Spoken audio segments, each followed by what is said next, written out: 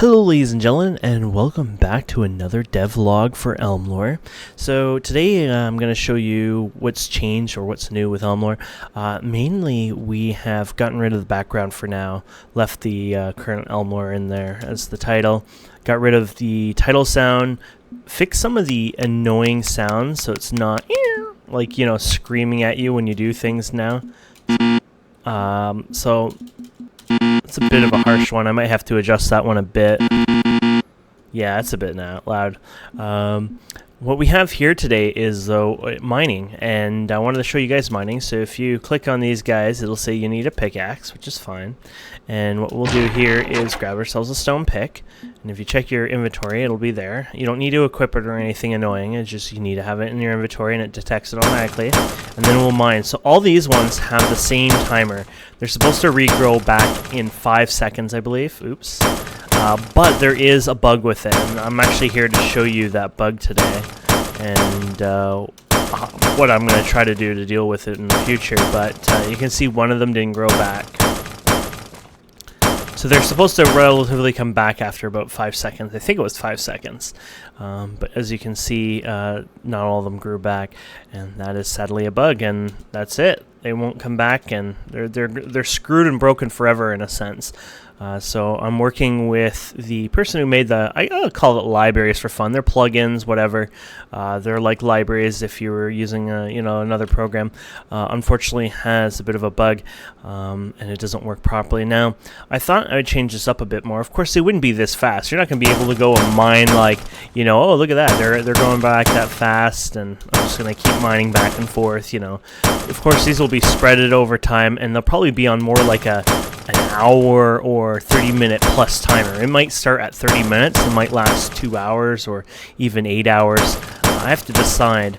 Of course, eventually it's going to be different times. Now, these guys, on the other hand, are on a random timer. So some of them might come really fast. Some of them might take a little longer to come back.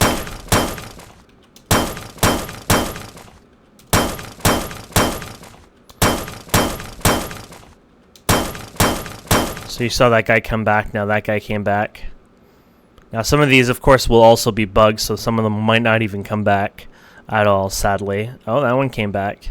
So you can see it's a little more random. They're very close. I think it's like 1, 5, and 15 seconds. 1, 5.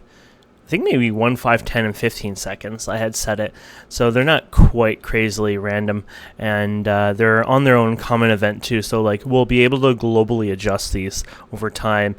So when we have all these events placed in the world, you can't edit all your events at once, sadly. You can't say, hey, update all these events, blah, blah, blah. But what you do is you have a system called a common event system. So you put the common event within the event.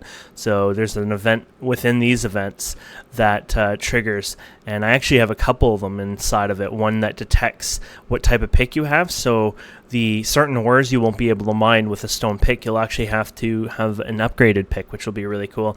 And the same thing as the timers, they're in their own event, so I can globally adjust them over time and adjust the time. So when I'm testing them, they're a lot shorter.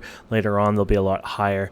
But I wanted to show you, bugs happen, sadly, and you got to work with the developers out there who've made the library/plugins, which I will, and hopefully it can get solved in the future. But it is an important timer system to have. The system I was playing around with as well includes not just being able to put timers on things like this, but it also will bring us day and night cycles and other timed events. And I'm hoping to add things like a bed, where you can actually go to the next day kind of thing if you hop into a bed. So if you really, really, really want to mine copper over and over and there's a cave nearby, you could theoretically go back to home, go back to bed, and then come back again and, farm them up if you really need that resource. But the idea is they're supposed to be a little more like, it's not supposed to be too easy, but it's not supposed to be too hard either, and it's not supposed to be like severely rare. And one of the things we can do is we can always adjust it by making it so you guys require more ore, more ingots, things like that over time within the game. And of course, if we check our items, you can see we have 27 copper in our inventory now. Fortunately, you can't equip it. Has no use. An item. The reason the item is here is these items can't be used on the character. Of course, it'll scream at you, but the reason it brings up the character selection is there's items that can be used as a consumable, and so I guess it says, hey, this might be a consumable, and of course it's not, but that's why it does pop up.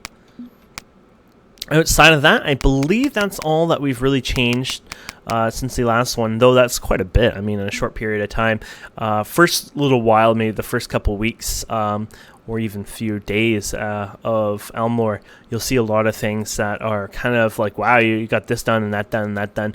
But be warned that a lot of this has been done in the past. I'm just modifying them, changing them, enhancing them, etc. now. So you'll see a lot of exciting things earlier in the development than maybe later on, where things will slow down over time.